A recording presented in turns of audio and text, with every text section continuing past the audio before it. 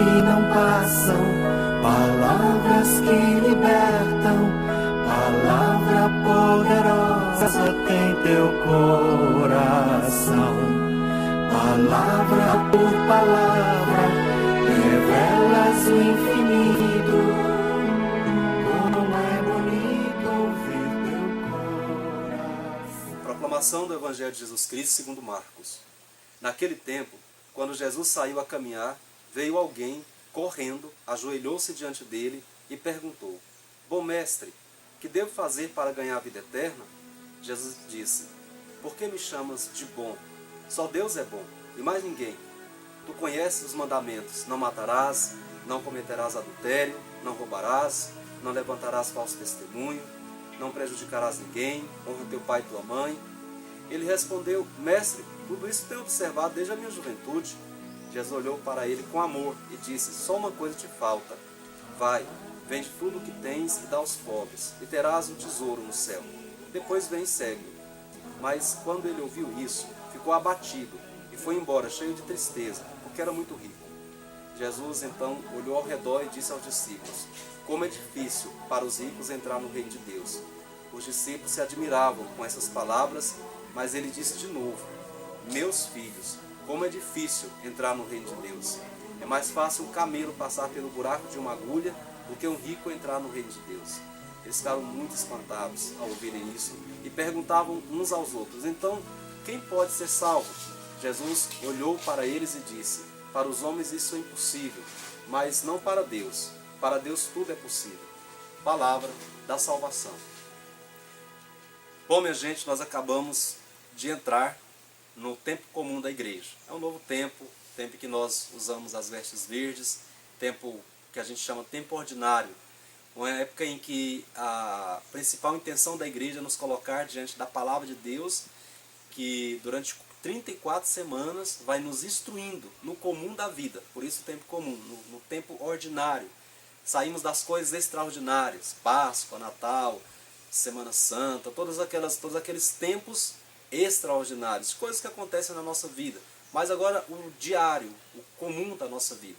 E hoje o Evangelho de São Marcos trata do famoso Evangelho do jovem rico.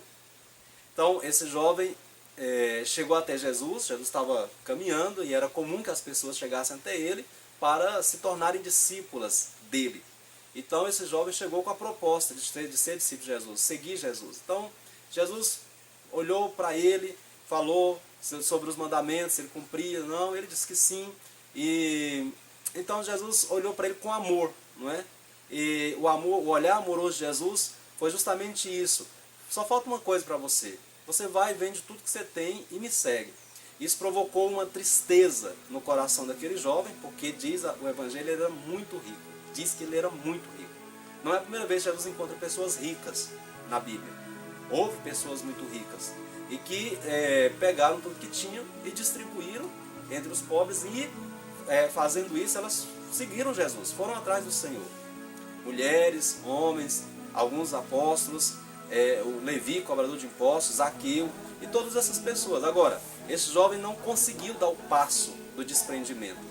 Para Jesus, para seguir Jesus, ele não quer meias medidas. Ou você é discípulo dele e você tem um desapego afetivo das coisas e das pessoas, inclusive da própria família, a gente vai ver isso, ou você não pode seguir o Senhor, porque senão você não vai ter tempo para ele. A urgência da pregação, a urgência e também as exigências próprias de um discípulo de Jesus, que não combina com a pessoa com muitas amarras, com muitos apegos.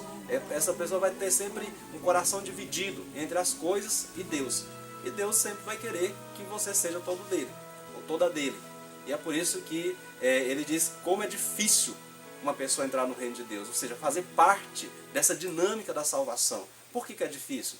Porque simplesmente nós não temos um coração pronto para o despojamento. São poucas as pessoas. Mas não é impossível. Para vocês, homens, isso é impossível, disse Jesus, mas para Deus não. Para Deus nada é impossível. E por isso que a nossa pobreza só tem sentido se for em Deus. Há pessoas que são pobres porque a vida obrigou. Elas são empobrecidas.